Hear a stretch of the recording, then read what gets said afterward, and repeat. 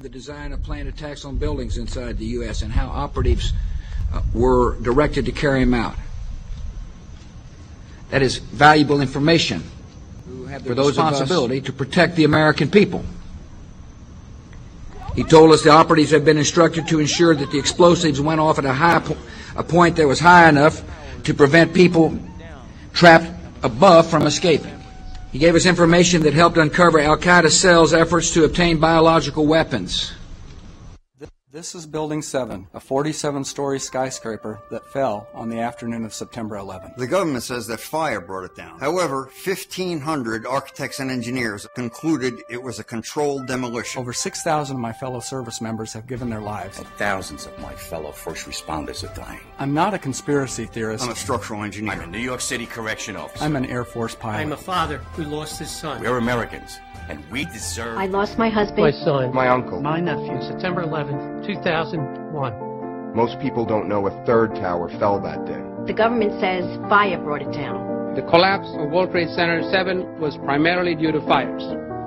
I, along with 1,400 other architects and engineers, have found the government's conclusion to be physically impossible. Impossible. We need the truth about what happened that day. Go to rememberbuilding7.org. Why it fell, why it matters, and what you can do.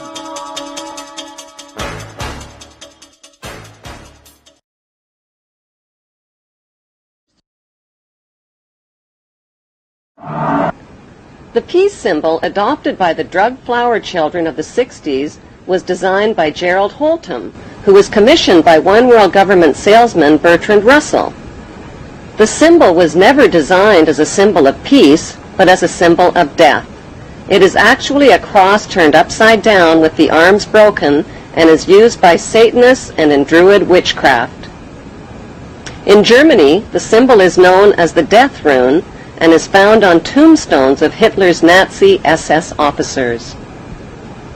CIA's team of ex-Nazis and Skull and Bonesmen financed and trained Osama bin Laden, who pushed the Russians out of Afghanistan by 1989.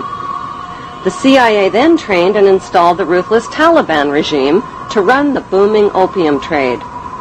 After a decade, the long friendship between America and the Taliban suddenly turned ugly.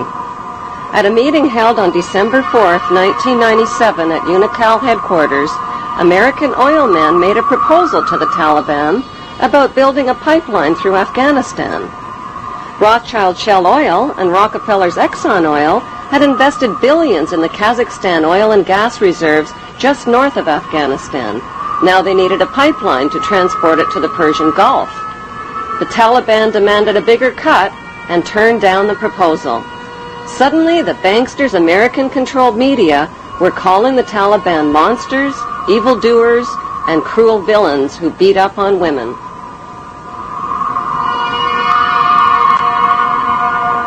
On July 4, 1999, President Clinton froze the Taliban's U.S. assets and bank accounts and imposed trade sanctions on Afghanistan. By February 2001, the Taliban destroyed most of Afghanistan's opium crops. In May, Secretary of State Colin Powell announced a gift of 43 million U.S. taxpayers' dollars to the Taliban.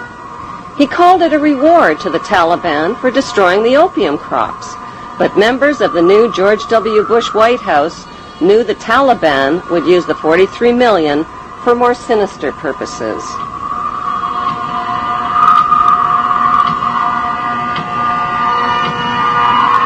Larger issue is not just not connecting the dots, but not getting the dots. Why was it that CIA was unable to collect information for years inside Afghanistan when they had authority to kill bin Laden for over 2.5 years? Why were they unable to kill him or his lieutenants? Why didn't they have a better capability to do something about it at the source?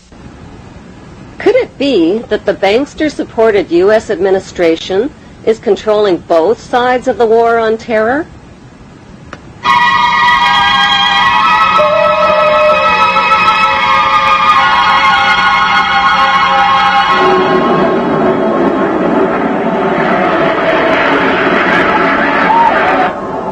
Before the first plane ever even hit the first tower on 911, A massive U.S., British, and NATO troop buildup was already organized and positioned for an attack on Israel's enemies, opium-rich Afghanistan and oil-rich Iraq.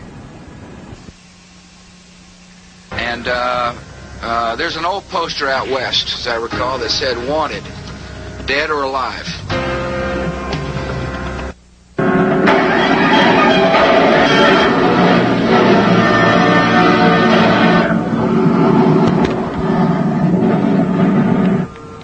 With no solid proof of who was responsible for 9/11, George Bush Jr. attacked the poverty-stricken, war-ravaged country of Afghanistan only 4 weeks after 9/11.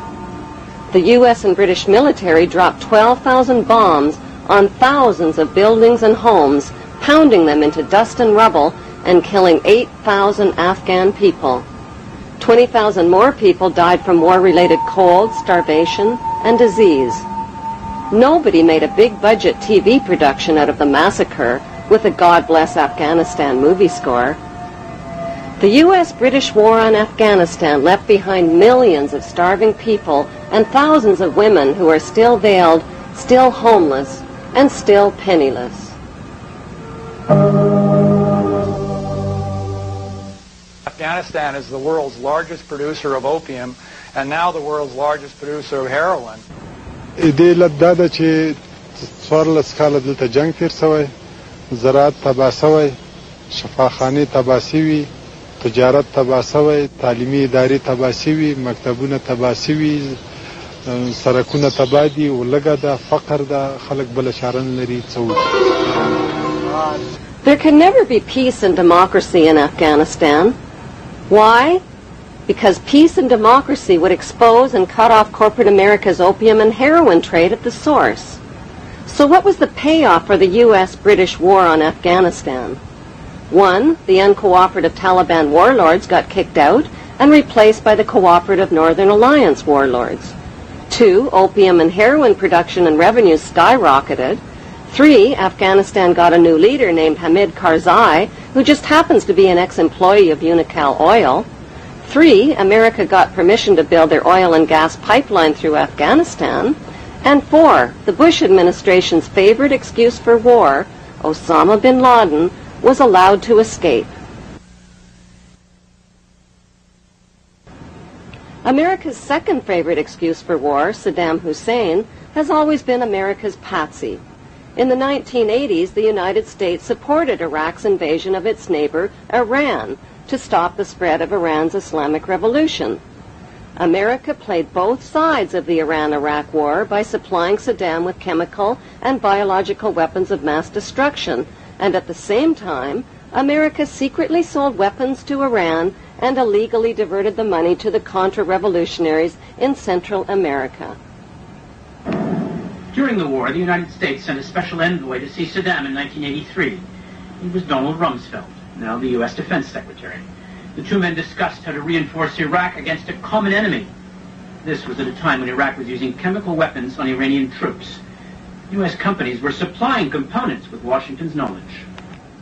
By 1990, President George Bush Sr. tricked Iraq into another war with another oil-rich neighbor, Kuwait. How? By supplying Kuwait with horizontal drills that could reach beneath the border of Iraq and siphon oil from Iraq's oil fields. Kuwait used the U.S.-made drills to steal 300,000 barrels of oil per day from Iraq, worth over $3 billion annually.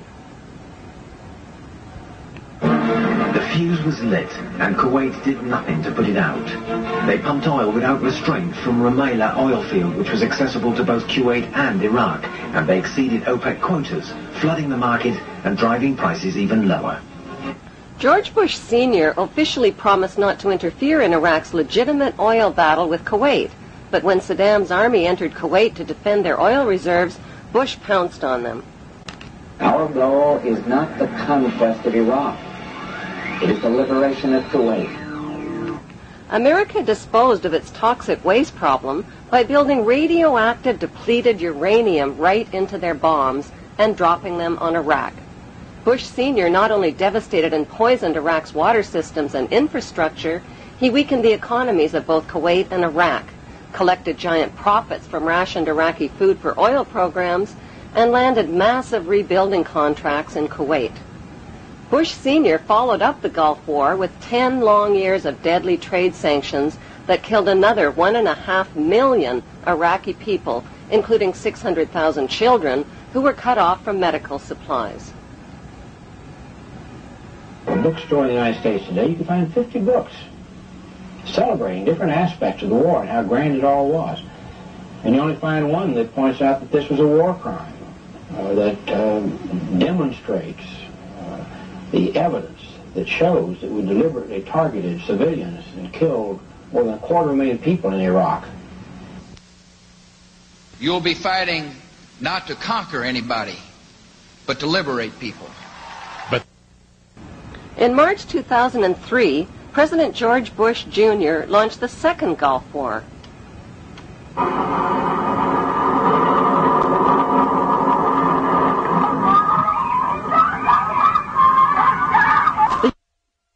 war on Iraq wasn't about revenge for 9/11, since not one of the 19 accused terrorists were Iraqi citizens. It wasn't about weapons of mass destruction, which inspectors hadn't found. It wasn't even about Saddam Hussein, who had been financed into power by the U.S. in the first place and who got his chemical and biological weapons from American companies. No, the U.S. wars against Iraq and against Afghanistan were about mass murder and piracy. They were about big weapons sales, big oil, big pipelines, big drugs, and big rebuilding contracts. They were about colonizing the Middle East and moving 2 giant steps closer to world domination.